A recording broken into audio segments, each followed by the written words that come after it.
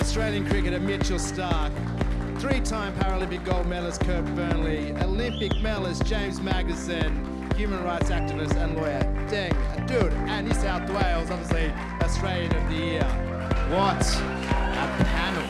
I was running all my life, alone, running from war, getting shot. And then a miracle just came out of nowhere. And here landed in paradise. Australia is a heaven to me. I think the thing that really gives you inspiration and keeps you coming back for more is those small tastes of success, be it in the sporting field, the business field, whatever you do. When you get those little moments of self-satisfaction from achieving a personal goal, be it big or small, at a local level or an international level, that really keeps you coming back for more. For me, it was being told I wasn't good enough for the team, or at that stage it was sort of the pinnacle for the age group. So that drove me to get better and say, well, no, it's not the be-all and end-all. Yeah, luckily enough, I stuck with it. Now Mitch takes out that frustration by bowling 160-kilometre balls at people's heads. Stewie, one of the key things that you're really well known for is saying that ideas are worthless. And for somebody that's invested in, hundreds of companies, that's quite an interesting statement. Talk to us about what you mean by that. Yeah, well, I guess an idea is kind of worth nothing. It's just a thought, it comes, it goes, and it's not until you actually do something with that idea that it actually starts to create value. I've often thought if I could go back in time and give myself some advice at a younger age would be not to read those headlines, because when things are good, those headlines are really good. And then, of course, when you're reading those things that are good about yourself, when you don't get the desired outcome, you then read the things that aren't so good about yourself, and that's really damaging. For us, it wasn't such a hard thing to just focus on the cricket and make sure we were well prepared for when it eventually got sorted out. Unfortunately, it went for a lot longer and got a lot messier than it did, and for the record, we weren't asking for any more.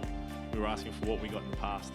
And it was to benefit the state guys and actually the female group as well, who are finally getting paid a decent amount of money, not on less than minimum wage, which they were before. And we're still quite backward in a lot of things. We still try to oppress other people. Different from other people that where I came from. So different. I proudly support an organisation that challenges cultural norms. Without the cultural norms being shifted to include community, without the law grabbing people and bringing us together, I'm still kept in a room. I'm still put in an institution. It's not that long ago that we were segregated. It's not that long ago that we weren't employed. And cultural attitudes need to be pushed along to make sure that the people that don't feel like that they're part of the community, everyone's just brought in. And mate, I happily woke up this morning to see the Australian Paralympic Committee supporting the yes vote. You are a role model to the wider population. You are a role model to young men and women around the country aspiring to achieve something great. So you've always got to be on your best behaviour and keep reminding yourself that people do look up to you and that you are setting an example for the youth coming through, not only in sport but in the wider society.